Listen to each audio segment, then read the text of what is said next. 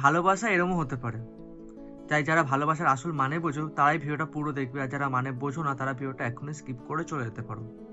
কারণ তোমাদের বেকার ভিডিও দেখার অনেক সময় আছে, কিন্তু ভালোবাসার আসল ভিডিও দেখার কোনো সময় নেই, আমি জানি। যাই হোক, গল্পটা শুরু করি। এই গল্পটা হচ্ছে মেঘা আর রাহুলের। রাহুল তখন 3rd ইয়ারে পড়ে আর মেঘা পড়ে ক্লাস 12-এ। ওদের যোগাযোগ যেন কি করে হয়। ওদের একই ফ্ল্যাটে ওরা থাকতো। রাহুল থাকতো ওপরের ফ্লোরে আর মেঘা থাকতো নিচের ফ্লোরে। যখন ওদের দেখা হয় ওরা কেউ একে অপরকে চিনতো না। জাস্ট প্রথম দেখাতে ওদের মনে হয়েছিল, দুজনের একে অপরের মনে হয়েছিল যে কিছু একটা আছে ওদের মধ্যে, কিছু একটা আছে।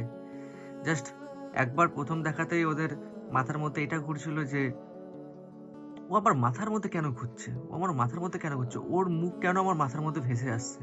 দুজনের মাথায় এই জিনিসটা ঘুরছিল। আলাপ করতে পারছিল না ওরা, বুঝতে পারছিল না কিভাবে কথা বলবে, কি থেকে কথা শুরু করবে। কারণ দেখা তো প্রত্যেক দিনই হয়, যেহেতু একই ফ্ল্যাট। মেঘার ফোন ছিল না, কিন্তু রাহুলের ফোন ছিল। এবার রাহুল কি করতো, প্রত্যেকটা দিন ছাদে গিয়ে ঘুড়ি ওড়াতো। মেঘা কোনো সময় ছাদে উঠতো তার মায়ের সাথে। তো একদিন যখন রাহুল ছাদে ঘুড়ি ওড়াচ্ছে, একদিন মেঘা উঠেছে। বাট এবার ও তার মায়ের সাথে ওঠেনি, এবার ও একা একা উঠেছে। কি মনে হলো, রাহুলের ঘুড়ি যখন অন্য ঘুড়ির সাথে প্যাচ লড়তে গিয়ে যখন ভোক্কারটা হয়ে গেল, মেঘা হেসে ফেললো। মেঘা হেসে রাহুলকে বলল যে তুমি এখনো বাচ্চা আছো। রাহুল বলল, বাচ্চা? আমি এবার বাচ্চা? আমি ঘুড়ি যা ওড়াই না, তুমি জানোই না। শুধু এই এই এই প্যাচটা খেলতে গিয়ে ঢিল ছাড়তে ভুলে গেছিলাম। মেঘা বলছে যে এগুলো কি ঢিল প্যাচ। রাহুল বোঝাচ্ছে যে এগুলো ঘুড়ি ওড়ানোর এক একটা টেকনিক, ঘুড়ি ওড়ানোর এক একটা স্টাইল। মেঘা রাহুলের কথাগুলো এমনভাবে শুনছে যেন রাহুল ওকে পড়াচ্ছে আর ও মন দিয়ে শুনছে। এভাবে রাহুল আচমকা মেঘাকে জিজ্ঞাসা করলো, তোমার নাম কি? মেঘা বলল, আমার নাম মেঘা। সেম মেঘাও বললো, তোমার নাম কি? রাহুল বলল, আমার নাম রাহুল। এই করে ওদের প্রথমবার কথা বলা শুরু হয়। দুজনের মধ্যে যেহেতু অনুভূতিতে প্রথম প্রথম ছিল, আলাদাই একটা জিনিস ছিল। দুজনে জাস্ট একটা কথা বলার বাহানা খুঁজতো, কিন্তু দুজনে জানতো না যে ওরা একে অপরকে লাইক করে। আর রাহুল জানতো, রাহুল যদি মেঘাকে বলে যে ও লাইক করে, হয়তো ওদের কথা বলা বন্ধ হয়ে যাবে। আর মেঘাও সেম ভাবতো যে ও যখন রাহুলকে লাইক করে, ও যদি বলে দেয় তাহলে তাদের কথা বলা বন্ধ হয়ে যাবে। আস্তে আস্তে এরকম মাসের পর মাস যায়, ওদের বন্ধুত্ব আরো বেশি গভীর হয়। এবার রাহুল মেঘার বাড়ির লোককে চেনে, মেঘার বাড়ির লোককেও রাহুলকে চেনে, যেহেতু একই ফ্ল্যাটের বাসিন্দা দুজনেই। মেঘার বাড়ির লোক রাহুলকে খুব পছন্দ করত, মেঘাও খুব পছন্দ করত। তো আস্তে আস্তে যখন ওরা বুঝতে পারে যে ওরা একে অপরকে পছন্দ করে, একদিন রাহুল ছাদের মধ্যেই বলার চেষ্টা করে যে মেঘাকে ভালোবাসে। মেঘাকে জাস্ট বলতে যায় যে আমি একটা কথা বলবো। মেঘা বলছিল যে বলো। এবার বলো বলো বলতে গিয়ে রাহুল বলতে গিয়ে বলতে পারলো না, কারণ রাহুল লজ্জা পেয়ে গেছিল।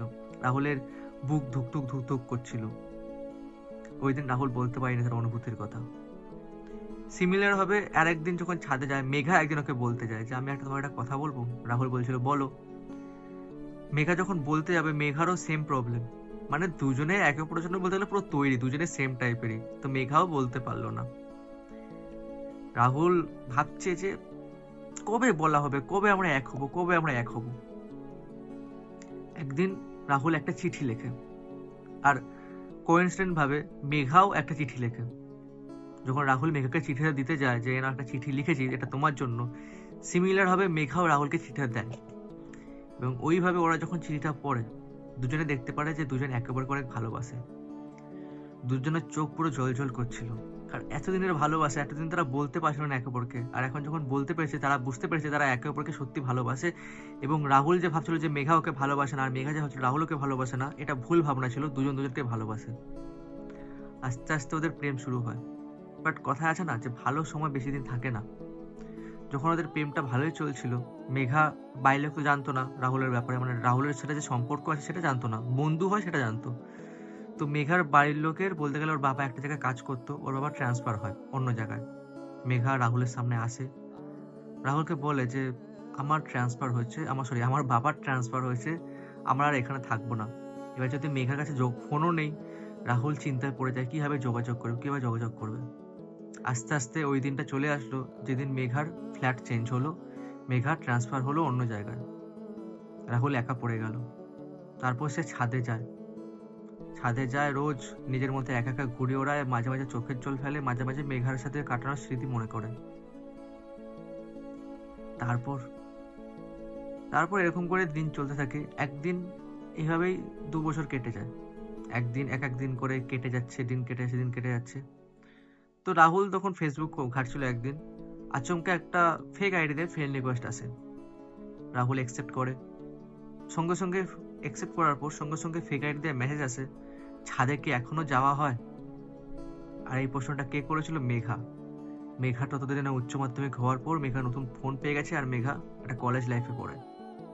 রাহুলের যেহেতু পড়াশোনা শেষ হয়ে গেছে, রাহুল চেষ্টা করছে চাকরির জন্য।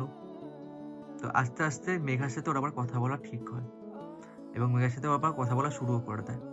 ওরা ঠিক করে একদিন দেখা করবে। আর এদিন দেখা করার পর রাহুলের সব থেকে বড় প্রবলেম ছিল, যখন মেঘাকে বলেছিল মেঘাকে ভালোবাসে, এবার যেহেতু রাহুলের কাছে এখন চাকরি নেই, রাহুল মেয়েটার বাবা মাকে কি করে মানাবে? রাহুল চেষ্টা করে চাকরি পাওয়ার, প্রচন্ড চেষ্টা করে। আর ভগবানের দয়ায় রাহুল চাকরিটা পেয়ে যায়। মেঘার বাড়ির লোকের কাছে নিজের মেয়ের হাত চায়, ওর বাবার কাছে তার মেয়ের হাত চায়, এবং তার বাবা একসেপ্টও করে নেয়, যেহেতু তাদের বাড়ির লোক প্রথম থেকে করতো। তো কিছু কিছু ভালোবাসা এরকমও হয়, যেখানে প্রথম থেকে শুরু করে ধৈর্যের উপরে ডিপেন্ড করে এরকম অবধি আসে। কেমন লাগলো তোমাদের রাহুল আর মেঘার গল্প? আর কে বেশি এখানে ভালোবেসেছিল বা কার সাথে কি হয়েছে তোমাদের অবশ্যই কমেন্টে জানিও, বুঝলে? তো দেখা হচ্ছে আবার পরের ভিডিওতে। টাটা।